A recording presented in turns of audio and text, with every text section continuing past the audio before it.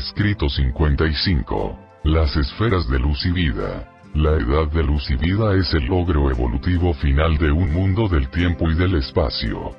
Desde los primeros tiempos del hombre primitivo, un tal mundo habitado pasa a través de sucesivas edades planetarias, las edades antes y después del príncipe planetario, la edad postadámica, la edad después del hijo magisterial, y la edad después del hijo de auto-otorgamiento. Luego dicho mundo se prepara para el logro evolutivo culminante, el estado establecido en luz y vida, mediante el ministerio de las sucesivas misiones planetarias de los hijos instructores trinitarios con sus revelaciones en constante aumento de la verdad divina y la sabiduría cósmica. En estas empresas, para establecer la edad planetaria final, los hijos instructores disfrutan siempre de la ayuda de las brillantes estrellas vespertinas, y, de cuando en cuando, de los Melquisedec. Esta era de luz y vida, inaugurada por los hijos instructores cuando concluye su misión planetaria final, continúa indefinidamente en los mundos habitados. Cada etapa más avanzada en el estado establecido puede ser segregada por acción judicial de los hijos magisteriales en una sucesión de dispensaciones. Pero todas estas acciones judiciales son puramente técnicas, y no modifican de manera alguna el curso de los acontecimientos planetarios. Solo aquellos planetas que logran existir en los circuitos principales del suprauniverso tienen la certeza de una supervivencia continuada, pero por lo que sabemos, estos mundos establecidos en luz y vida están destinados a continuar a través de las edades eternas de todo el tiempo futuro. Existen 7 etapas en la evolución de la era de luz y vida en un mundo evolutivo, y en este respecto deberíamos notar que los mundos de los mortales, que fusionan con el espíritu evolucionan en forma idéntica a aquellos de las series de fusión con el ajustador. Estas 7 etapas de luz y vida son: 1. La primera etapa o etapa planetaria. 2. La segunda etapa o etapa del sistema. 3. La tercera etapa o etapa de la constelación. 4. La cuarta etapa o etapa del universo local. 5. La quinta etapa o etapa del sector menor. 6. La sexta etapa o etapa del sector mayor. 7. La séptima etapa o etapa del suprauniverso. Al final de esta narrativa se describen estas etapas de desarrollo cada vez más avanzadas según su relación con la organización del universo, pero cualquier mundo puede lograr los valores planetarios de cualquier etapa en forma totalmente independiente del desarrollo de otros mundos o de los niveles supraplanetarios de la administración del universo. 1. El templo morontial. La presencia del templo morontial en la capital de un mundo habitado es el certificado de admisión de dicha esfera a las edades establecidas de luz y vida. Antes de que los hijos instructores abandonen un mundo, cuando concluye su misión terminal, inauguran esta época final de logro evolutivo. Presiden ese día en que el templo sagrado desciende a la tierra. Este acontecimiento, que señala los albores de la era de luz y vida, se ve siempre honrado con la presencia personal del Hijo paradisiaco de auto-otorgamiento en ese planeta, que concurre para presenciar este gran día. Ahí, en este templo de belleza incomparable, este hijo de auto-otorgamiento paradisiaco proclama al antiguo príncipe planetario como el nuevo soberano planetario, otorgando a ese fiel hijo Lanonandeg nuevos poderes y mayor autoridad sobre los asuntos planetarios. El soberano del sistema también está presente y confirma estas declaraciones. Un templo morontial está constituido de 3 partes. En la parte central está el santuario del Hijo paradisiaco de auto-otorgamiento. A la derecha se encuentra el asiento del ex príncipe planetario, ahora soberano planetario. Y cuando se encuentra presente en el templo, este Hijo Lanonandeg es visible para los individuos más espirituales del reino. A la izquierda se encuentra el asiento del jefe interino de los finalizadores vinculados al planeta. Aunque se dice que los templos planetarios descienden de los cielos, en realidad no se transporta material real desde la sede central del sistema. La arquitectura de cada uno de ellos se prepara en miniatura en la capital del sistema, y los supervisores del poder morontial posteriormente traen al planeta esos planes aprobados. Ahí, en colaboración con los rectores físicos mayores, se procede con la construcción del templo morontial, de acuerdo con las especificaciones. El templo morontial promedio tiene una capacidad de alrededor de 300.000 asientos.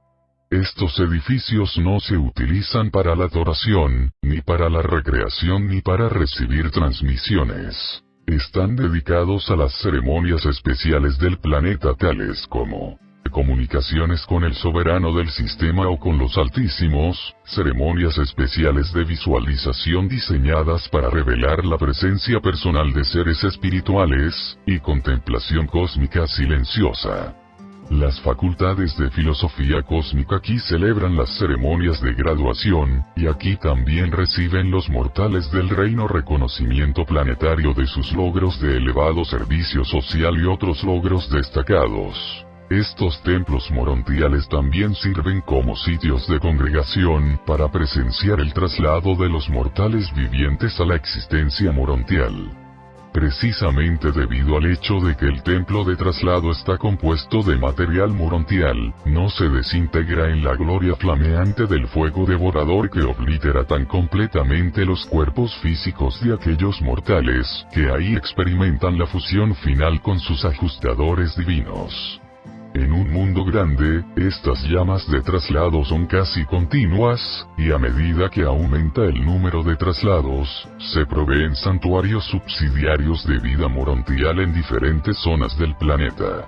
No hace mucho tiempo estuve en un mundo en el lejano norte en el cual funcionaban 25 santuarios morontiales.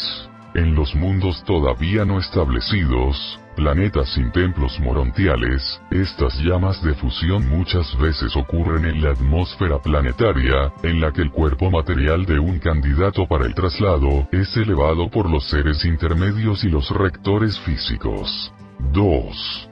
La muerte y el traslado. La muerte física natural no es una inevitabilidad mortal. La mayoría de los seres evolutivos avanzados, ciudadanos de mundos que existen en la era final de luz y vida, no mueren. Son trasladados directamente de la vida en la carne a la existencia morontial. Esta experiencia de traslado desde la vida material al estado morontial, la fusión del alma inmortal con el ajustador residente aumenta en frecuencia paralelamente al progreso evolutivo del planeta. Al principio, solo unos pocos mortales en cada edad logran los niveles de traslado espiritual, pero con la llegada de las edades sucesivas de los hijos instructores, ocurren más y más fusiones con el ajustador antes de la terminación de las vidas cada vez más prolongadas de estos mortales progresores. Y al tiempo de la misión terminal de los hijos instructores, aproximadamente un cuarto de estos magníficos mortales está exento de la muerte natural. Más adelante en la era de luz y vida los seres intermedios o sus colaboradores son sensibles a la condición inminente de una probable unión de alma y ajustador, y señalan este hecho a los guardianes del destino, quienes a su vez comunican estos asuntos al grupo finalizador bajo cuya jurisdicción este mortal tal vez está funcionando.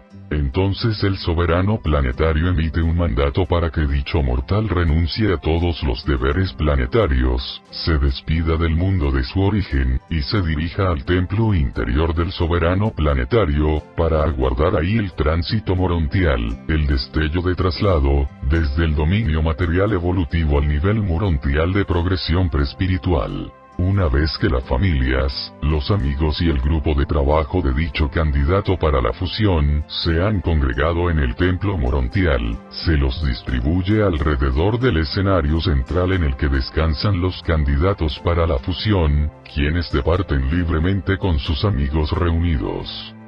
Se forma un círculo intermedio de personalidades celestiales, para proteger a los mortales materiales de la acción de las energías que se manifiesta en el instante del destello de vida que libera al candidato para la ascensión de las cadenas de la carne material, haciendo de este modo para dicho mortal evolutivo todo lo que la muerte natural hace para los que así son liberados de la carne. se pueden congregar al mismo tiempo muchos candidatos para la fusión en el espacioso templo. Qué bella ocasión cuando los mortales se reúnen así para presenciar la ascensión en llamas espirituales de sus seres queridos. Y qué contraste con aquellas edades previas en las que los mortales deben entregar sus muertos al abrazo de los elementos terrestres. Las escenas de llantos y lamentos características de las épocas más primitivas de la evolución humana son reemplazadas ahora por la felicidad estática y el más sublime entusiasmo, mientras estos mortales que conocen a Dios se despiden temporalmente de sus seres queridos, que al liberarse de sus vinculaciones materiales mediante los fuegos espirituales de consumidora grandeza y gloria ascendente. En los mundos establecidos en luz y vida, los funerales son ocasiones de felicidad suprema, satisfacción profunda, y esperanza inexpresable. Las almas de estos mortales en progreso están cada vez más pletóricas de fe, esperanza y certidumbre. El estado de ánimo que impregna a los que han reunido alrededor del santuario de traslado, se asemeja al de los amigos y familiares regocijados que se congregan para la ceremonia de graduación de un integrante de su grupo, o que se congregan para presenciar la concesión de un gran honor a uno de ellos. Y sería muy útil que los mortales menos avanzados pudieran aprender a visualizar la muerte natural con un poco de esta misma alegría y regocijo. Los observadores mortales nada pueden ver de sus colaboradores trasladados después del destello de fusión. Estas almas trasladadas proceden por tránsito ajustador directamente a la sala de resurrección del correspondiente mundo de capacitación morontial. Estas transacciones que se ocupan del traslado de los seres humanos vivientes al mundo morontial son supervisadas por un arcángel que es asignado a dicho mundo el día en que éste es establecido en luz y vida. Cuando un mundo llega a la cuarta etapa de luz y vida, más de la mitad de los mortales abandonan el planeta por traslado de entre los vivos. Esta disminución del fenómeno de la muerte continúa cada vez más, pero no conozco ningún sistema cuyos mundos habitados, aunque hayan sido establecidos en vida por mucho tiempo, estén completamente libres de la muerte natural como técnica de escape de las cadenas de la carne.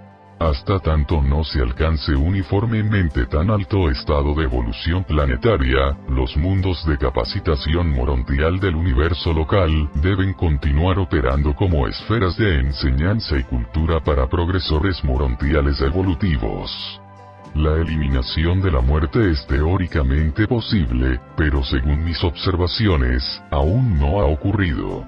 Tal vez dicho estado pueda ser alcanzado durante los tramos alejados de las épocas sucesivas de la séptima etapa de vida planetaria establecida. Las almas trasladadas de las edades florecientes de las esferas establecidas no pasan por los mundos de morada. Tampoco se detienen, como estudiantes, en los mundos morontiales del sistema o de la constelación. No pasan por ninguna de las primeras etapas de la vida morontial. Son los únicos mortales ascendentes que casi escapan la transición morontial de la existencia material al estado semi-espiritual. La experiencia inicial de dichos mortales aprendidos por el Hijo en la andadura de ascensión consiste en el servicio de los mundos de progresión de la sede central del universo. A partir de estos mundos de estudio de Salvington, vuelven como maestros a aquellos mismos mundos por los cuales no tuvieron que pasar, dirigiéndose posteriormente hacia adentro, hacia el paraíso, por el camino establecido de la ascensión mortal.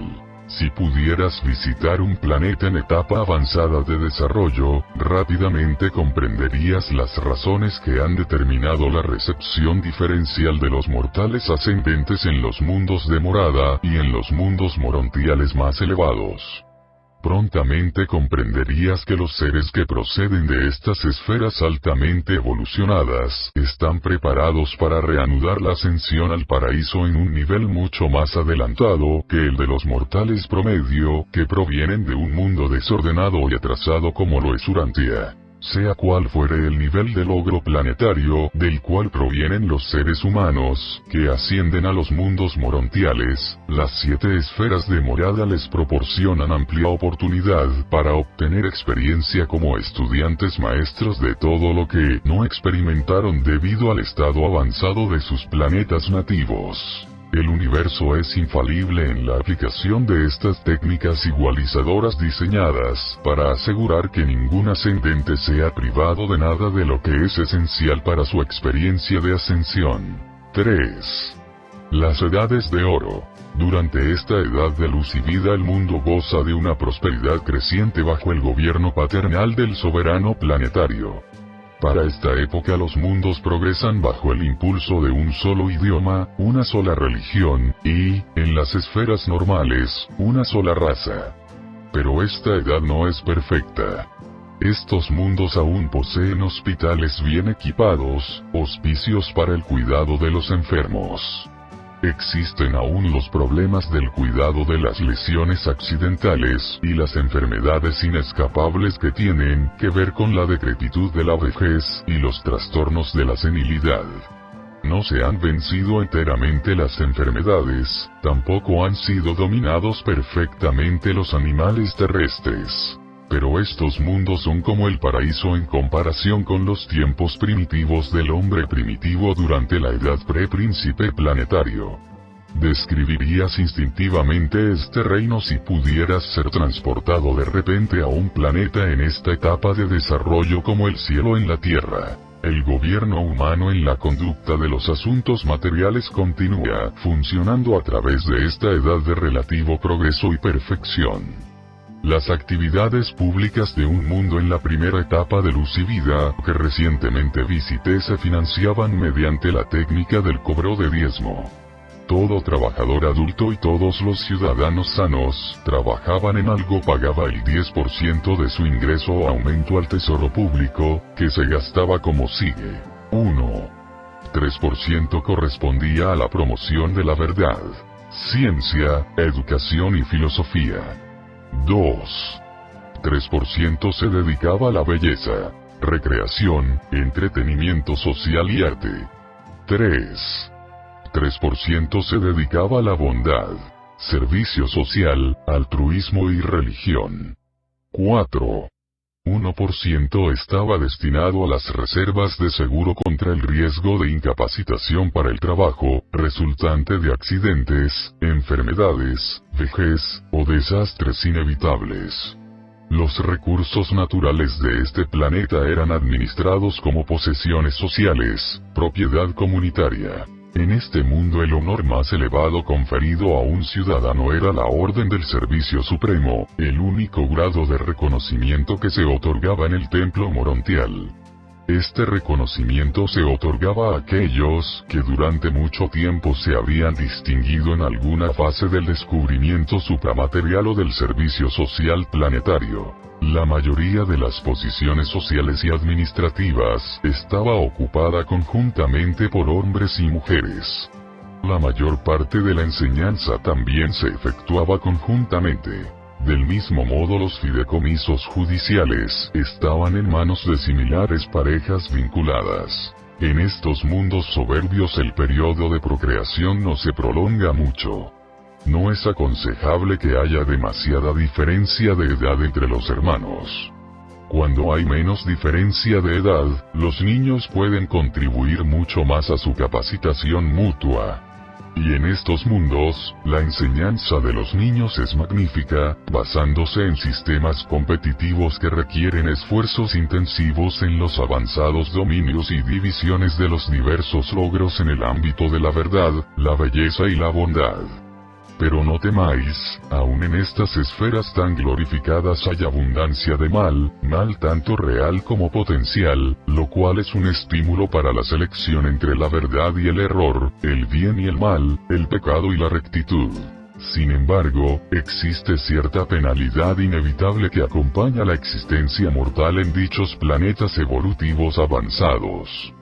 Cuando un mundo establecido progresa más allá de la tercera etapa de luz y vida, todos los seres ascendentes están destinados, antes de lograr el sector menor, a recibir algún tipo de asignación transitoria en un planeta que está pasando por etapas más primitivas de la evolución.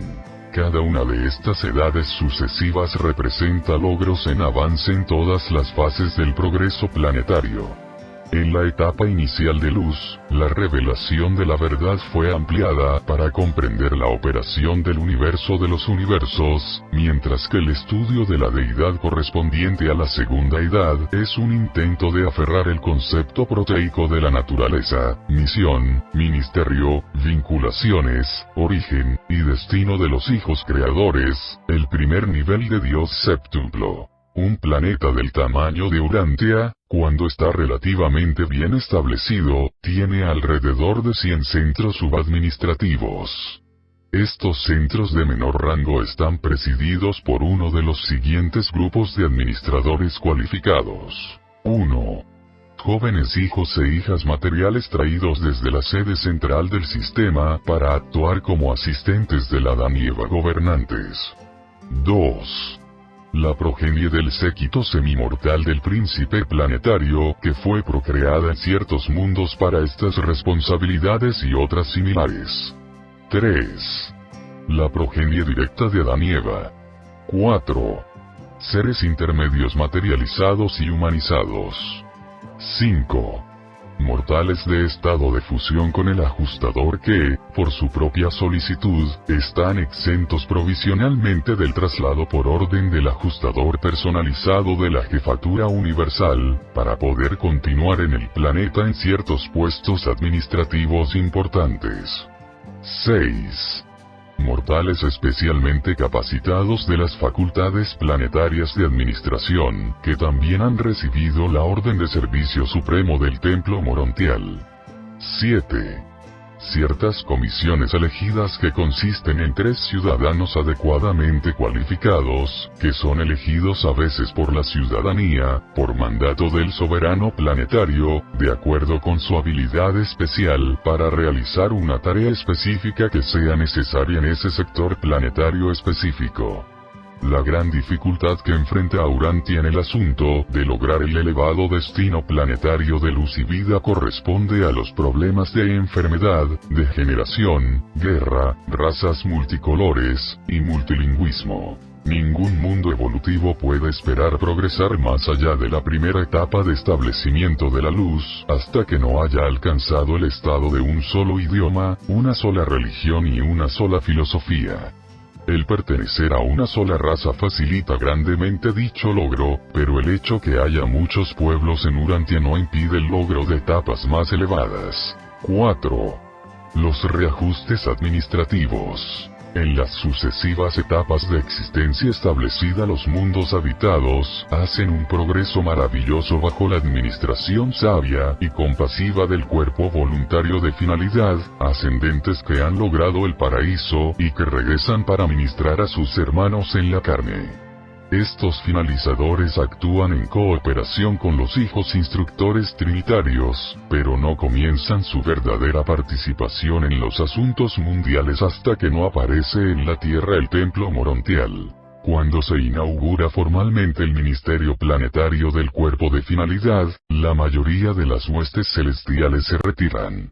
Pero los guardianes seráficos del destino continúan su ministerio personal para con los mortales en progreso en la luz. En efecto, dichos ángeles concurren en números en constante aumento a lo largo de las edades establecidas, puesto que grupos cada vez más grandes de seres humanos alcanzan el tercer círculo cósmico de logro mortal en paridad durante el periodo de vida planetaria. Este es meramente el primero de los sucesivos ajustes administrativos que acompañan la evolución de las sucesivas edades de logro cada vez más brillante en los mundos habitados, a medida que estos pasan de la primera a la séptima etapa de existencia establecida. 1. La primera etapa de luz y vida. 3 gobernantes administran un mundo en su etapa establecida inicial. A el soberano planetario, con el asesoramiento futuro de un hijo instructor trinitario, muy probablemente el jefe del último cuerpo de dichos hijos que actuara en el planeta. B. El jefe del cuerpo planetario de finalizadores. C. Adán y Eva, quienes actúan conjuntamente como los unificadores del liderazgo dual del príncipe soberano y del jefe de los finalizadores. Los seres intermedios exaltados y liberados actúan como intérpretes para los guardianes seráficos y los finalizadores. Una de las últimas acciones de los hijos instructores trinitarios en su misión terminal consiste en liberar a los seres intermedios del reino y promoverlos, o volverlos a establecer, a un estado planetario avanzado, asignándolos a puestos responsables en la nueva administración de la esfera establecida. Ya se han realizado en la gama de la visión humana los cambios necesarios para permitir a los mortales reconocer a estos primos anteriormente invisibles del primitivo régimen adámico. Esto se posibilita gracias a los descubrimientos finales de la ciencia física en enlace con las funciones planetarias ampliadas de los rectores físicos mayores.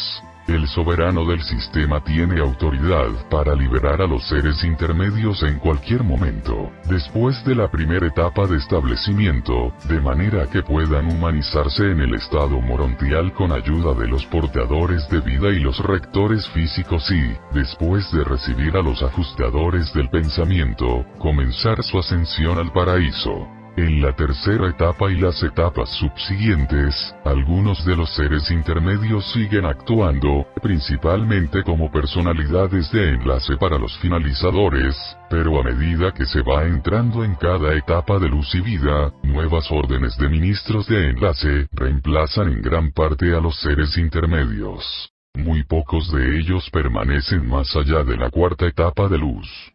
La séptima etapa presenciará la llegada de los primeros ministros absonitas desde el paraíso para servir en el sitio de ciertas criaturas del universo. 2. La segunda etapa de luz y vida. Esta época se anuncia en los mundos por la llegada de un portador de vida que se vuelve el consejero voluntario de los gobernantes planetarios dentro del campo de la ulterior purificación y estabilización de la raza mortal. De esta manera, los portadores de vida participan activamente en la evolución ulterior de la raza humana física, social y económicamente. Luego extienden ellos su supervisión a la purificación ulterior del linaje mortal mediante la exclusión drástica de los residuos retardados y persistentes de potencial inferior en su naturaleza intelectual, filosófica, cósmica y espiritual. Los que diseñan e implantan la vida en un mundo habitado son plenamente competentes para aconsejar a los hijas e hijas materiales, quienes tienen la autoridad plena e incuestionada de purgar a la raza en evolución de todas las influencias perjudiciales. A partir de la segunda etapa y luego a través de la andadura de un planeta establecido, los hijos instructores asesoran a los finalizadores. Durante dichas misiones sirven como voluntarios y no por asignación, y sirven exclusivamente con el cuerpo de finalizadores excepto que, por consentimiento del soberano del sistema, pueden asesorar a la Adán y Eva planetarios. 3. La tercera etapa de luz y vida. Durante esta época los mundos habitados llegan a una nueva apreciación de los ancianos de días, la segunda fase de Dios séptuplo, y los representantes de estos gobernantes del suprauniverso ingresan en nuevas relaciones con la administración planetaria. En cada era subsiguiente de existencia establecida los finalizadores funcionan en capacidades cada vez mayores. Existe una estrecha relación de trabajo entre los finalizadores, las estrellas vespertinas, los superángeles, y los hijos instructores trinitarios. Durante esta edad o la siguiente un hijo instructor, asistido por el cuarteto de espíritus ministrantes, se adscribe al jefe ejecutivo mortal electivo, quien ahora se vincula con el soberano planetario como administrador conjunto de los asuntos del mundo. Estos mortales ejecutivos en jefe sirven durante 25 años de tiempo planetario, y este nuevo desarrollo es lo que permite que durante las edades siguientes el Adán y Eva planetarios puedan desvincularse fácilmente de su mundo de prolongada asignación. Los cuartetos de espíritus ministrantes consisten en el jefe seráfico de la esfera, el consejero secoráfico del suprauniverso, el arcángel de traslados, y el omniafín que funciona como representante personal del centinela asignado estacionado en la sede central del sistema. Pero estos consejeros nunca ofrecen consejo a menos que se les solicite. 4. La cuarta etapa de luz y vida. Aparecen en los mundos los hijos instructores trinitarios cumpliendo con nuevos papeles. Ayudados por los hijos trinidizados por las criaturas de tan prolongada vinculación con su orden, ahora concurren a los mundos como consejeros y asesores voluntarios del soberano planetario y de sus colaboradores. Dichas parejas, los hijos trinidizados por Paraíso Abona, y los hijos trinidizados por los ascendentes, representan puntos de vistas universales diferentes y diversas experiencias personales, que son altamente útiles para los gobernantes planetarios. En cualquier momento después de esta edad, los Adán y Eva planetarios pueden solicitar del Hijo Creador Soberano que los libere de las tareas planetarias para comenzar su ascensión al paraíso. O pueden permanecer en el planeta como directores de la orden de reciente aparición de una sociedad de creciente espiritualidad, compuesta de mortales avanzados alcanzando la comprensión de las enseñanzas filosóficas de los finalizadores, descritas por las brillantes estrellas vespertinas, asignadas en esta etapa a estos mundos, para colaborar en pares con los econafines desde la sede central del suprauniverso. Los finalizadores se ocupan principalmente de iniciar las nuevas actividades supramateriales de la sociedad, sociales, culturales, filosóficas, cósmicas, y espirituales. Por lo que podemos discernir, continuarán en este ministerio hasta la séptima época de estabilidad evolutiva, época en la cual, posiblemente, puedan ir a ministrar en el espacio exterior. Conjeturamos que para ese entonces sus sitios serán ocupados por los seres absonitos del paraíso. 5. La quinta etapa de luz y vida. Los reajustes de esta etapa de existencia establecida pertenecen casi enteramente a los dominios físicos y son la ocupación principal de los rectores físicos mayores. 6. La sexta etapa de luz y vida presencia el desarrollo de nuevas funciones de los circuitos de la mente en el reino. La sabiduría cósmica parece volverse constitutiva en el ministerio universal de la mente. 7. La séptima etapa de luz y vida. Al principio de la séptima época, un asesor voluntario enviado por los ancianos de días se reúne con el instructor trinitario asignado como consejero para el soberano planetario, y más adelante un tercer consejero proveniente del Ejecutivo Supremo del suprauniverso aumentará a este grupo. Durante esta época, si no ocurre antes, Adán y Eva siempre son liberados de sus deberes planetarios. Si hay un hijo material en el cuerpo de los finalizadores, puede vincularse con el mortal ejecutivo en jefe, y a veces es un Melquisedec quien se ofrece como voluntario para actuar en esta función. Si un ser intermedio está entre los finalizadores, todos los seres de esa orden que aún se encuentran en el planeta son liberados inmediatamente. Al ser liberados de su asignación que dura edades, el Adán y la Eva planetarios pueden seleccionar andaduras como sigue. 1. Pueden obtener permiso para abandonar el planeta y desde la sede central del universo comenzar inmediatamente su andadura al paraíso, recibiendo ajustadores del pensamiento al final de la experiencia morontial. 2. Muy frecuentemente el Adán y Eva planetarios recibirán ajustadores mientras aún están viviendo en un mundo establecido en luz, concomitantemente con la recepción de ajustadores de algunos de sus hijos importados de linaje puro que se han ofrecido como voluntarios para un término de servicio planetario. Posteriormente pueden proceder a la sede central del universo y desde ahí comenzar la andadura al paraíso. 3. Un Adán y Eva planetarios pueden elegir tal, como lo pueden hacer los hijos e hijas materiales desde la capital del sistema, ir directamente al mundo Mitsonita por un breve periodo, para recibir ahí a sus ajustadores. 4.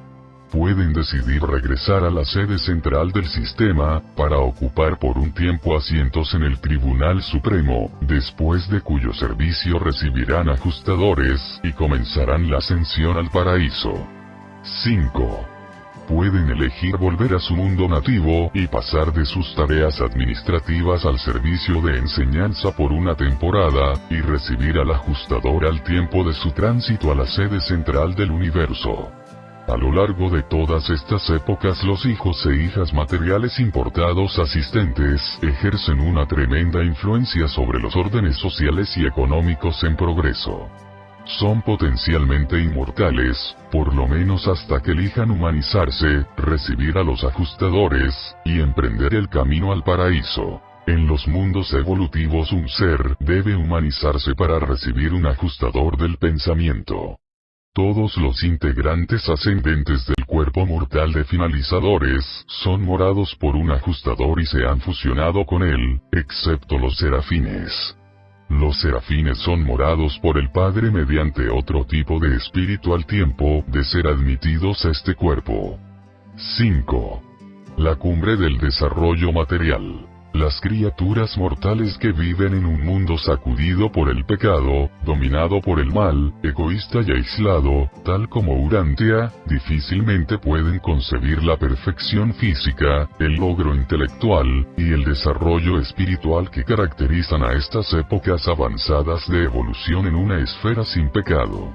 Las épocas avanzadas de un mundo establecido en luz y vida representan la cumbre del desarrollo material evolutivo.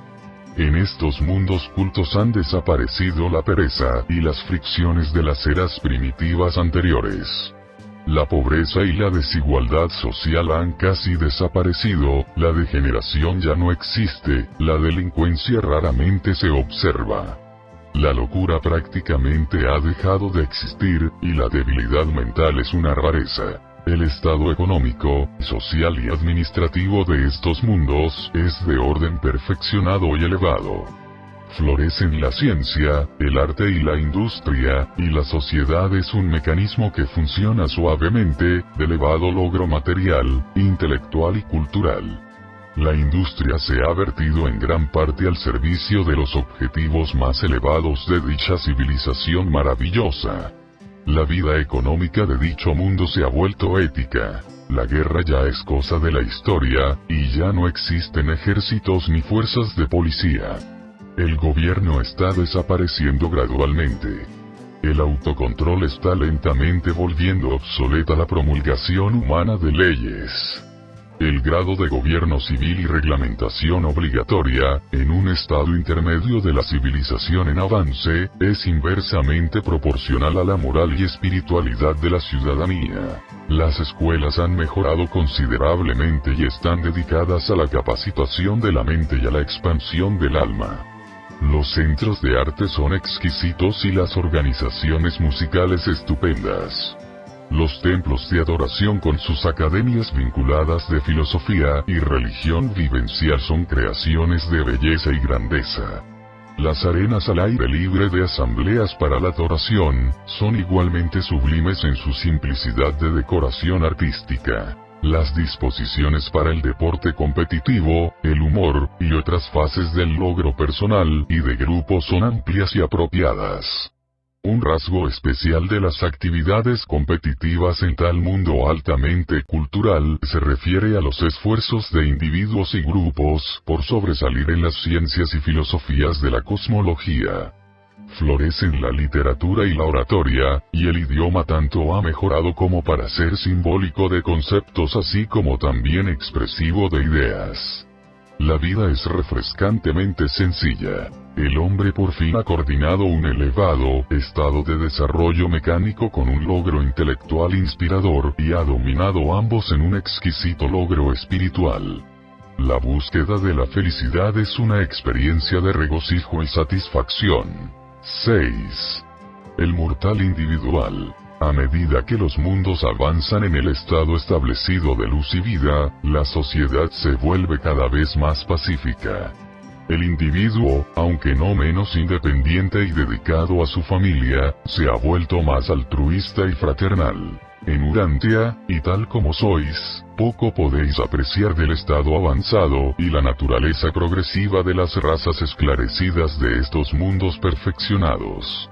Estos pueblos son el florecimiento de las razas evolutivas. Pero estos seres siguen siendo mortales. Siguen respirando, comiendo, durmiendo y bebiendo.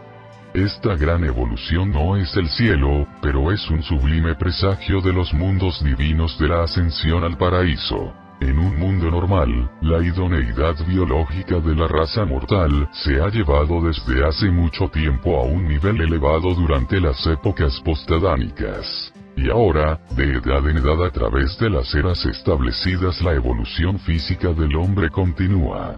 Se amplían tanto la agudeza visual como la auditiva. Para esta época la población se ha vuelto estacionaria en número. La reproducción está regulada de acuerdo con los requisitos planetarios y las dotes hereditarias innatas. Los mortales del planeta durante esta edad están divididos en 5 a 10 grupos, y los grupos más bajos tan solo tienen permiso para producir la mitad de los hijos que pueden producir los más elevados. El mejoramiento continuado de tan magnífica raza a lo largo de la era de luz y vida es en gran parte asunto de reproducción selectiva de aquellos linajes raciales que exhiben calidades superiores de naturaleza social, filosófica, cósmica y espiritual. Los ajustadores continúan viniendo como en las eras evolutivas anteriores, y a medida que van pasando las épocas, estos mortales son cada vez más capaces de comunicarse con el fragmento del Padre que los mora. Durante las etapas embriónicas y preespirituales de desarrollo, aún siguen funcionando los espíritus ayudantes de la mente. El Espíritu Santo y el ministerio de los ángeles son aún más eficaces a medida que se van experimentando las épocas sucesivas de vida establecida. En la cuarta etapa de luz y vida, los mortales avanzados parecen experimentar un considerable contacto consciente con la presencia espiritual del espíritu mayor de jurisdicción del suprauniverso, mientras que la filosofía de dicho mundo se enfoca en el intento de comprender las nuevas revelaciones de Dios Supremo. Más de la mitad de los habitantes humanos en los planetas de este estado avanzado experimentan traslado al estado morontial de entre los vivos. Aún así, las cosas antiguas están desapareciendo. Mirad, todas las cosas se están volviendo nuevas. Concebimos que la evolución física habrá alcanzado su pleno desarrollo hacia fines de la quinta época de la era de luz y vida. Observamos que los límites superiores del desarrollo espiritual vinculado con la mente humana en evolución están determinados por el grado de fusión con el ajustador de los valores morontiales y significados cósmicos conjuntos. Pero en cuanto a la sabiduría, aunque realmente no lo sabemos, conjeturamos que no puede haber jamás un límite a la evolución intelectual y al logro de la sabiduría. En un mundo de séptima etapa, la sabiduría puede agotar los potenciales materiales, entrar en discernimiento mota, y finalmente aún saborear de la grandeza absonita. Observamos que en estos mundos altamente evolucionados de la séptima etapa los seres humanos aprenden plenamente el idioma del universo local antes de ser trasladados. Y he visitado algunos planetas muy viejos en los que los abandontes estaban enseñando a los mortales más ancianos la lengua del suprauniverso. Y en estos mundos he observado la técnica por la cual las personalidades absonitas revelan la presencia de los finalizadores en el templo morontial. Este es el relato del magnífico objetivo de la lucha mortal en los mundos evolutivos. Y todo ello ocurre aún antes de que los seres humanos entren en sus andaduras morontiales. Todo este espléndido desarrollo es lograble por parte de los mortales materiales en los mundos habitados, que constituyen la primera etapa de esa andadura sin fin e incomprensible de ascensión al paraíso y logro de la divinidad. Pero es que puedes imaginar qué clase de mortales evolutivos aparecen ahora provenientes de los mundos que desde hace mucho tiempo existen en la séptima época de establecimiento de luz y vida. Son tales como estos que concurren a los mundos morontiales de la capital del universo local, para comenzar sus andaduras de ascensión. Si los mortales de la perturbada Urantia tan solo pudieran visualizar uno de estos mundos más avanzados largamente establecido en luz y vida, jamás volverían a dudar de la sabiduría del esquema evolutivo de creación. Aunque no existiese un futuro de progresión eterna para la criatura, aún entonces los soberbios logros evolutivos de las razas mortales en dichos mundos establecidos de logro perfeccionado justificarían ampliamente la creación del hombre en los mundos del tiempo y del espacio. Frecuentemente reflexionamos: si el gran universo hubiera de ser establecido en luz y vida, los mortales ascendentes exquisitos seguirían estando destinados al cuerpo de finalidad. Pero no lo sabemos. 7. La primera etapa o etapa planetaria. Esta época se extiende desde la aparición del templo morontial en la nueva sede central planetaria hasta el momento del establecimiento del entero sistema en luz y vida.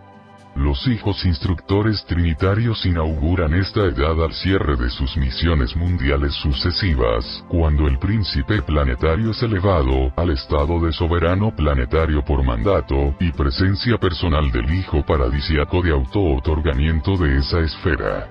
Concomitantemente con ello, los finalizadores inauguran su participación activa en los asuntos planetarios. Para las apariencias exteriores y visibles, los gobernantes reales, o directores, de dicho mundo establecido en luz y vida, son los hijos e hijas materiales, el Adán y Eva planetarios. Los finalizadores son invisibles, así como también lo es el príncipe soberano, excepto en el templo morontial.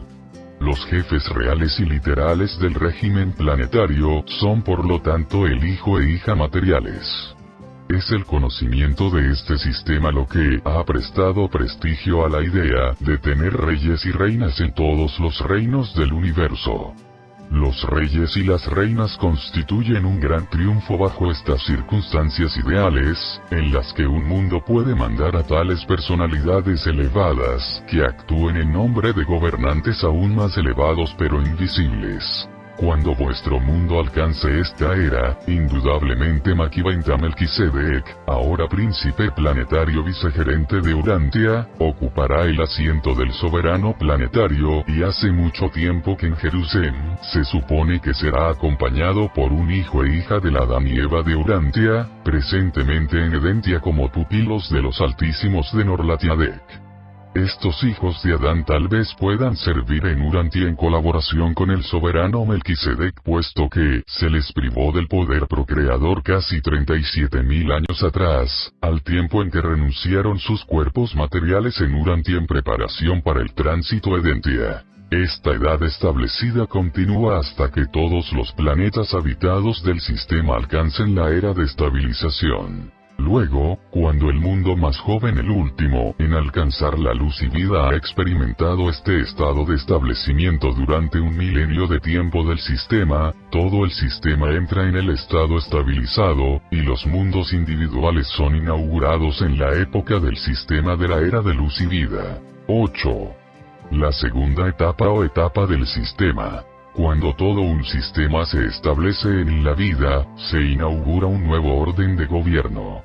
Los soberanos planetarios entran a formar parte del cónclave del sistema, y este nuevo cuerpo administrativo, sujeto al veto de los padres de la constelación, es supremo en autoridad. Dicho sistema de mundos habitados se vuelve virtualmente autogobernante. Se constituye la Asamblea Legislativa del sistema en el mundo sede central, y cada planeta envía sus 10 representantes a él. Ya por esta etapa los tribunales están establecidos en las capitales del sistema, y solamente las apelaciones se llevan a la sede central del universo. Con el establecimiento del sistema, el centinela asignado representante del Ejecutivo Supremo del suprauniverso, se vuelve el consejero voluntario del Tribunal Supremo del Sistema y en efecto el funcionario que preside la nueva Asamblea Legislativa. Después del establecimiento de un entero sistema en luz y vida, los soberanos de sistema ya no irán de aquí para allá. El soberano permanece perpetuamente a la cabeza de su sistema. Los soberanos asistentes continúan cambiando como en las edades anteriores. Durante esta época de estabilización, por primera vez llegan los Mitsonitas desde los mundos sede central del universo en los que residen para actuar como consejeros ante las asambleas legislativas y como asesores para los tribunales de adjudicación. Estos Mitsonitas también realizan ciertos esfuerzos para inculcar nuevos significados mota de valor supremo en las empresas de enseñanza que patrocinan conjuntamente con los finalizadores.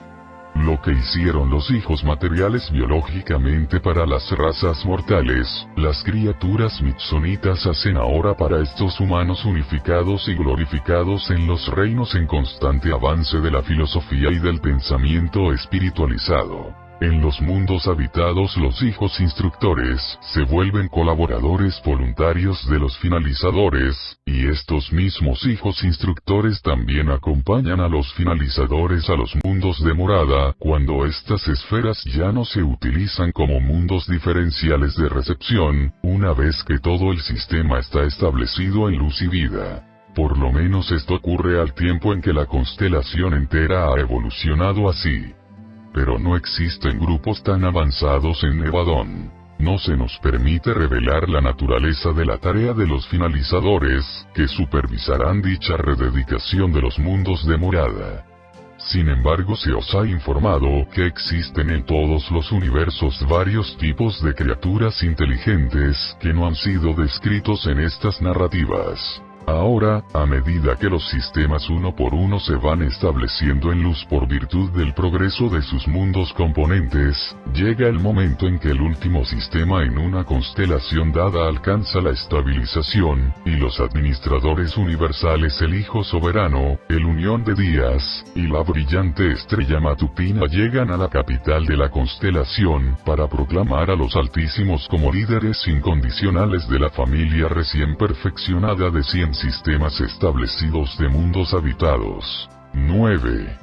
La tercera etapa o etapa de constelación. La unificación de una entera constelación de sistemas establecidos va acompañada de nuevas distribuciones de la autoridad ejecutiva y reajustes adicionales de la administración del universo.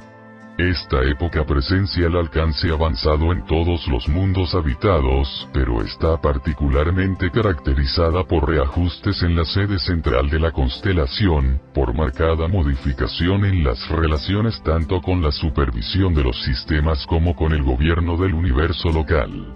Durante esta edad muchas actividades de la constelación y del universo se transfieren a las capitales de los sistemas, y los representantes del suprauniverso asumen nuevas relaciones más íntimas con los gobernantes planetarios, de los sistemas y del universo. Concomitantemente con estas nuevas vinculaciones, ciertos administradores del suprauniverso se establecen en las capitales de las constelaciones como consejeros voluntarios de los Padres Altísimos. Cuando una constelación se establece de este modo en luz, cesa la función legislativa y actúa en su lugar la Casa de los Soberanos de los Sistemas, presidida por los Altísimos. Ahora, por primera vez, dichos grupos administrativos tratan directamente con el gobierno del suprauniverso en asuntos pertenecientes a las relaciones con Abona y con el paraíso. En otros aspectos la constelación permanece relacionada con el universo local como antes. De etapa en la vida establecida los Univitatia continúan administrando los mundos morontiales de la constelación. A medida que van pasando las edades, los padres de la constelación toman más y más de las funciones detalladas administrativas o de supervisión que anteriormente estaban centradas en la sede central del universo. Mediante el logro de la sexta etapa de estabilización, estas constelaciones unificadas habrán alcanzado la posición de casi completa autonomía. El ingreso a la séptima etapa de establecimiento indudablemente presenciará la exaltación de estos gobernantes a la verdadera dignidad significada por sus nombres, los Altísimos. En aquel entonces las constelaciones tratarán directamente para todo propósito con los gobernantes del suprauniverso, mientras que el gobierno del universo local se expandirá hasta abarcar las responsabilidades de las nuevas obligaciones del gran universo. 10. La cuarta etapa o etapa de universo local. Cuando un universo se establece en luz y vida, poco después entra en los circuitos del suprauniverso establecidos, y los ancianos de días proclaman el establecimiento del Concilio Supremo de Autoridad Ilimitada. Este nuevo cuerpo gobernante consiste en 100 fieles de días presididos por el Unión de Días, y la primera acción de este Concilio Supremo consiste en reconocer la soberanía continuada del Hijo Creador Mayor. La administración universal, en cuanto se refiere a Gabriel y al padre Melquisedec, permanece sin cambios. Este concilio de autoridad ilimitada se ocupa principalmente de los nuevos problemas y las nuevas condiciones que surgen del estado avanzado de luz y vida. El inspector adjunto moviliza ahora a todos los centinelas asignados para constituir el cuerpo de estabilización del universo local y solicita del padre Melquisedec que comparta su supervisión con él. Ahora, por primera vez, se asigna un cuerpo de espíritus inspirados trinitarios al servicio de la Unión de Días. El establecimiento de un entero universo local en luz y vida inaugura profundos reajustes en el entero esquema de administración, desde los mundos habitados específicos hasta la sede central del universo. Las nuevas relaciones llegan hasta las constelaciones y los sistemas. El espíritu materno del universo local experimenta nuevas relaciones de enlace con el espíritu mayor del suprauniverso, y Gabriel establece contacto directo con los ancianos de días para que éste funcione en caso de ausencia del hijo mayor de su sede central. Durante esta edad y las subsiguientes, los hijos magisteriales continúan funcionando como adjudicadores dispensacionales, mientras que 100 de estos hijos abonales paradisiacos constituyen el nuevo alto concilio de la brillante estrella matutina en la capital del universo. Más adelante, y por solicitud de los soberanos de los sistemas, uno de estos hijos magisteriales se volverá el consejero supremo estacionado en el mundo sede central de cada sistema local, hasta que se logre la séptima etapa de unidad. Durante esta época los hijos instructores trinitarios son consejeros voluntarios, no solo para con los soberanos planetarios, sino que en grupos de 3 sirven similarmente a los padres de las constelaciones. Finalmente estos hijos encuentran su lugar en el universo local, porque en este momento se los quita de la jurisdicción de la creación local y se los asigna al servicio del Concilio Supremo de Autoridad Ilimitada. El cuerpo finalizador reconoce ahora por primera vez la jurisdicción de una autoridad fuera del paraíso, el Concilio Supremo. Hasta ese momento los finalizadores no reconocían supervisión alguna de este lado del paraíso. Los hijos creadores de estos universos establecidos pasan gran parte de su tiempo en el paraíso y en sus mundos vinculados, y asesorando a los numerosos grupos finalizadores que sirven en toda la creación local. De esta manera el hombre Micael encontrará una fraternidad más plena de vinculación con los mortales finalizadores glorificados. La especulación sobre la función de estos hijos creadores en relación con los universos exteriores ahora en proceso de asamblea preliminar es totalmente inútil. Pero todos nos ocupamos de vez en cuando en tales especulaciones.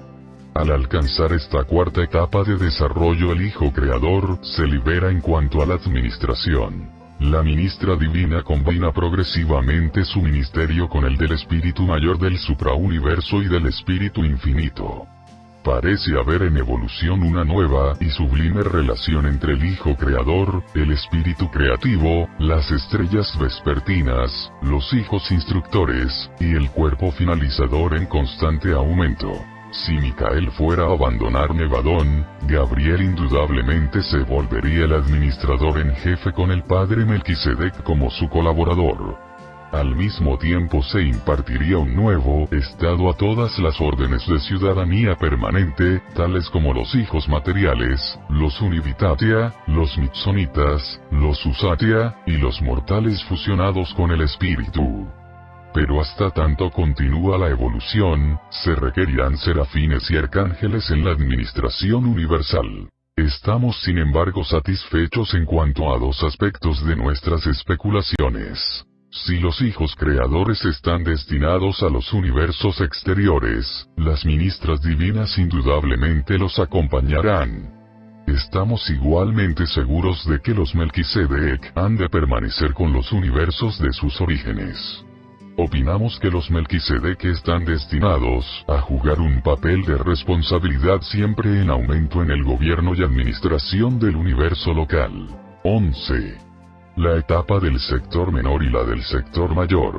Los sectores menores y mayores del suprauniverso no aparecen directamente en el plan de establecimiento de luz y vida.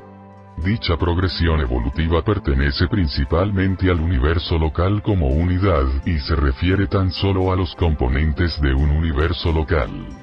Los suprauniversos se establecen en luz y vida cuando todos sus universos locales componentes así se perfeccionan. Pero ninguno de los 7 suprauniversos ha alcanzado un nivel de progreso que se acerque siquiera a tal momento. La edad del sector menor. Según nuestras observaciones, la quinta etapa o de sector menor de estabilización tiene que ver exclusivamente con el estado físico y con el establecimiento en paridad de los 100 universos locales vinculados en los circuitos establecidos del suprauniverso. Aparentemente solo los centros del poder y sus colaboradores se ocupan de estas rectificaciones de la creación material. Edad del sector mayor. En cuanto a la sexta etapa, o de estabilización del sector mayor, tan solo podemos conjeturar puesto que ninguno de nosotros ha presenciado dicho acontecimiento.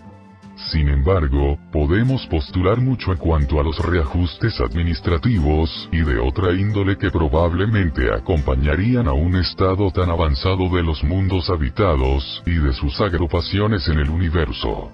Puesto que el estado del sector menor tiene que ver con el equilibrio físico en paridad, deducimos que la unificación del sector mayor tendrá que ver con ciertos nuevos niveles intelectuales de logro, posiblemente algunos alcances avanzados en la realización suprema de la sabiduría cósmica.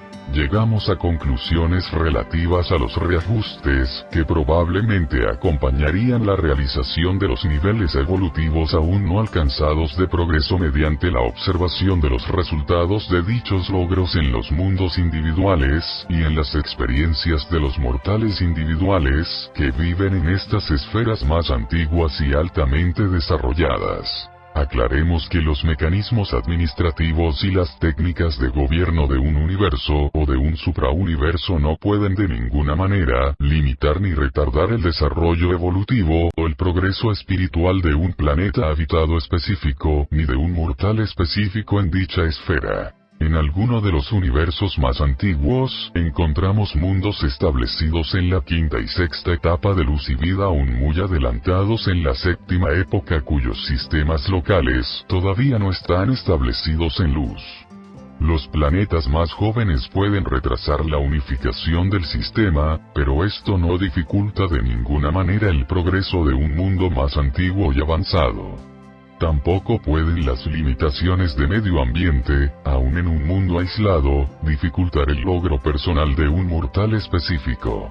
Jesús de Nazaret, como hombre entre los hombres, alcanzó personalmente el estado de luz y vida en Urantia más de 1900 años atrás. Es mediante la observación de lo que ocurre en mundos establecidos desde hace mucho tiempo que nosotros llegamos a conclusiones bastante confiables en cuanto a lo que sucederá cuando un entero suprauniverso se establezca en luz, aunque no podemos postular con certidumbre el advenimiento de la estabilización de los 7 suprauniversos.